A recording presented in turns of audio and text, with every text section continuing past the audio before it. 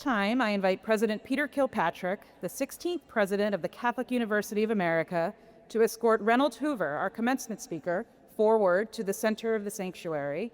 And I also invite Dean Payne to the podium to read the citation for Mr. Hoover.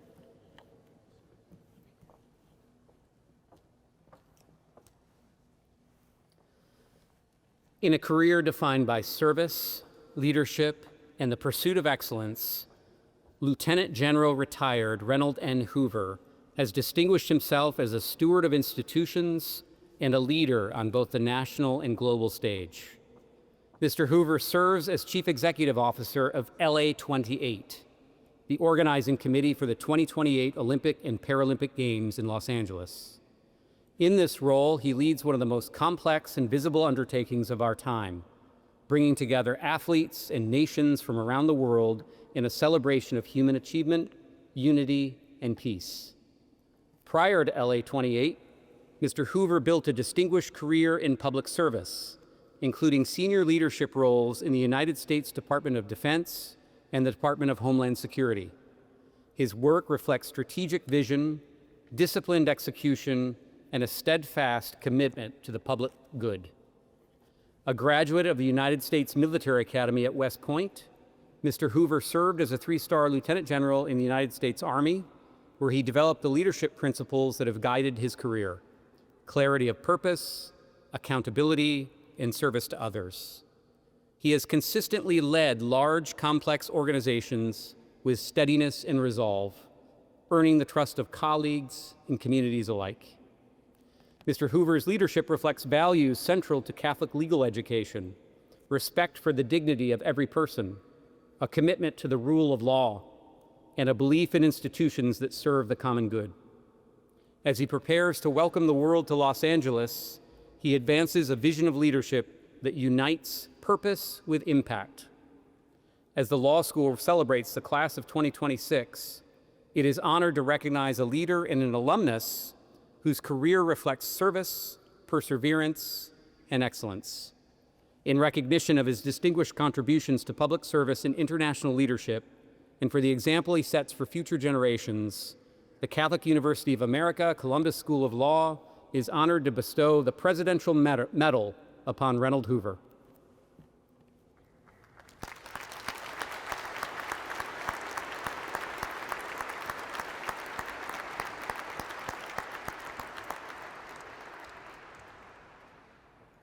At this time, I invite Mr. Hoover to the podium to address the class of 2026.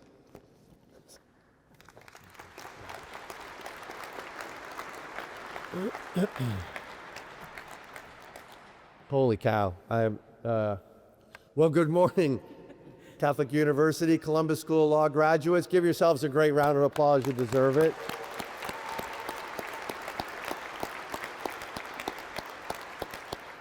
Thank you so much. What a great day. President Kilpatrick, Provost Dominguez, and Dean Payne, I can't tell you what a real honor it is to be back here as an alum of this great law school. It is a little bit surreal as I think back, and hard to believe that almost 40 years ago I sat where you all did. And when I was sitting there, I was wondering, like you all maybe are at the moment, like, what's next? Well, I'll tell you what, I am so grateful for the invitation to be here and join with you and celebrate this milestone for the class of 2026. And most especially, I can't tell you how much it means to me to receive the Presidential Medal. So thank you again, President Kilpatrick and Dean Payne, for that honor. Okay, class, you did it. Take a moment, look around. This didn't happen by accident. This took discipline. This took resilience, and this took a lot of late nights. So go ahead, give yourselves another round of applause. You deserve it.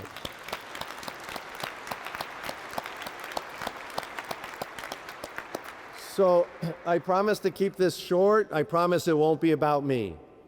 But in the end, I hope you'll see that really it's about all of you. And it's about what comes next.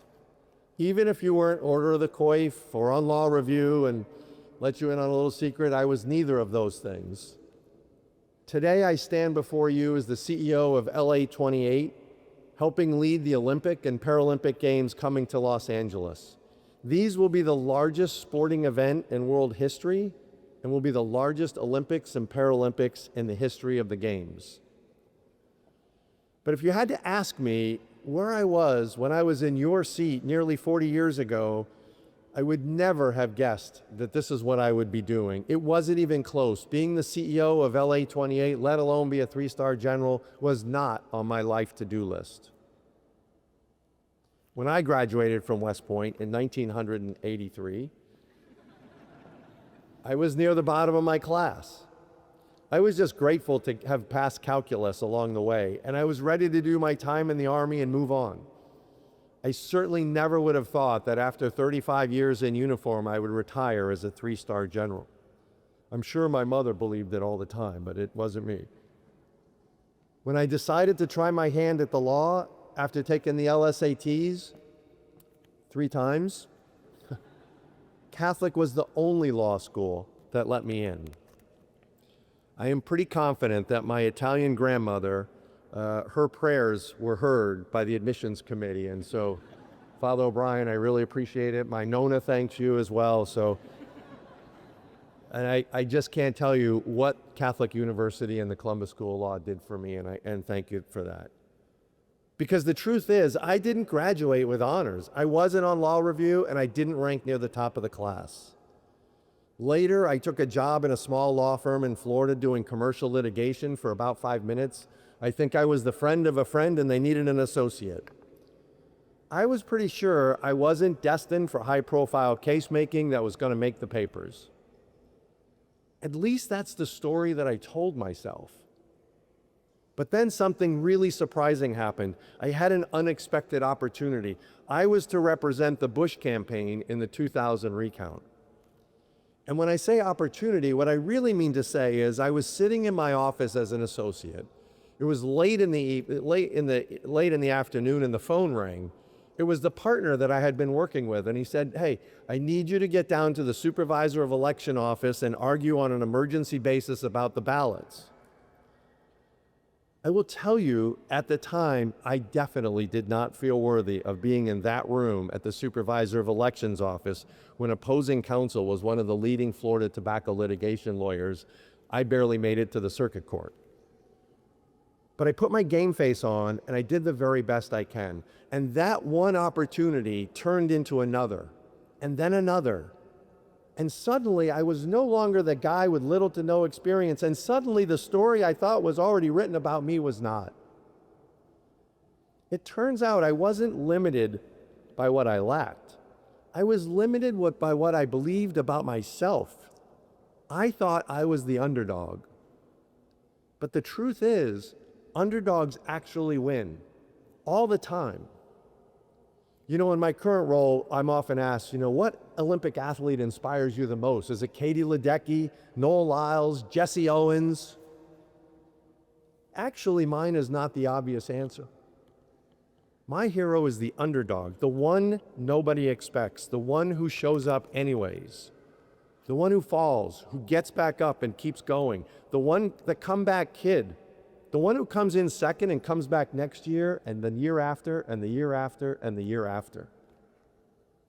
Like American runner named Billy Mills. Billy Mills was born on the Pine Ridge Indian Reservation. He was orphaned at age 12. He was a lieutenant in the Marine Corps. He trained in borrowed shoes. No one expected Billy Mills to win the 10,000-meter race in Tokyo in the Olympics in 1964. Billy Mills entered that race a virtual unknown.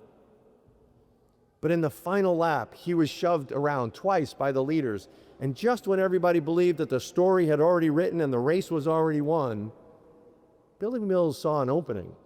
He sprinted through it. And in that moment, Billy Mills achieved one of the greatest upsets in sports history.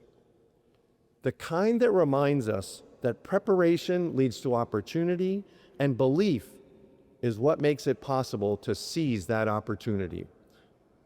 Mills didn't win that race because he was an experienced champion who had done it before. He won because he stayed ready. He stayed tough, and he refused to believe the story that others had written for him. To this day, Billy Mills remains the only American to have ever won that race. And class of 2026, I'll tell you this, the world has got a script. But like Billy Mills, you have the opportunity to write your next chapter. I urge you to go find that video of the 1964 Mills race and watch it, and I dare you not to be choked up. But what is it about Olympic competition that moves us in such a powerful way? What does the power of sport actually mean? And what does it have to do with you?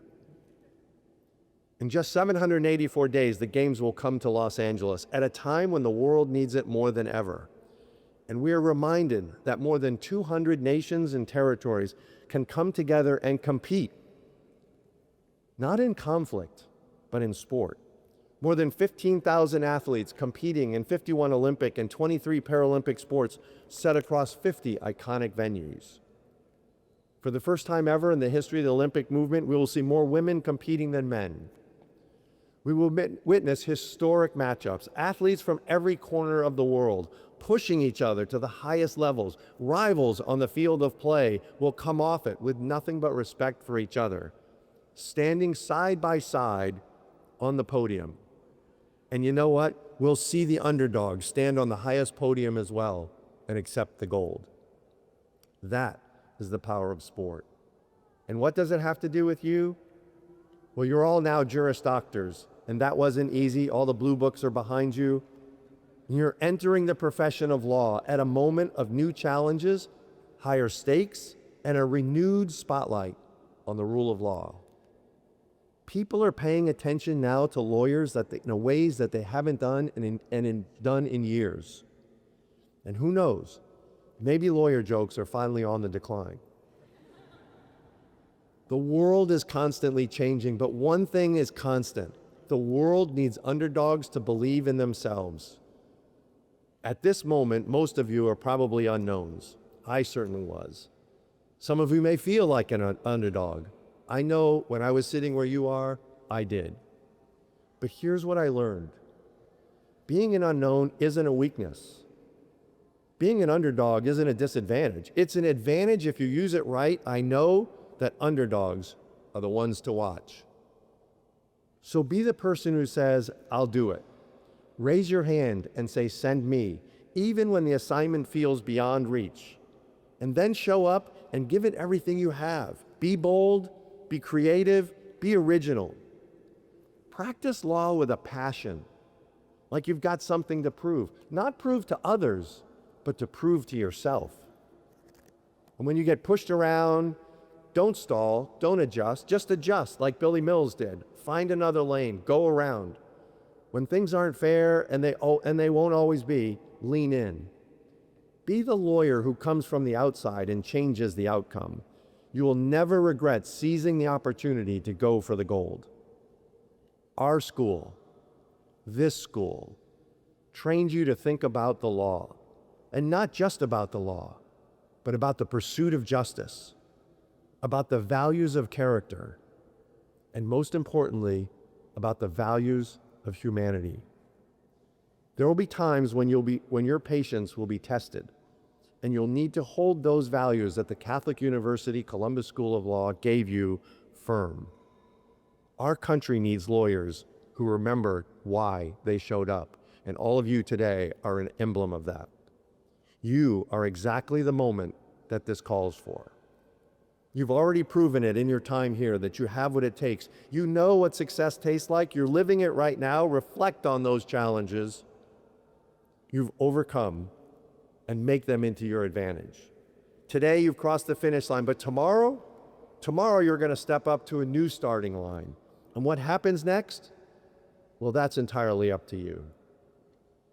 In a couple of years, many of you will be deep in your careers, busy, building something, finding your footing, maybe starting a family. But I urge you not to just to stop and look up for a moment.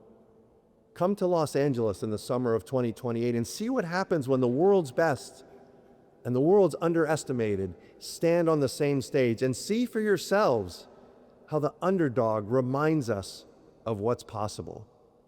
Come see new stories being written just as you began yours right here today. So congratulations, class of 2026 Juris Doctors. I can't wait to see where the belief in yourselves take you and what you go on to achieve because of it. God bless all of you and congratulations. Thank you.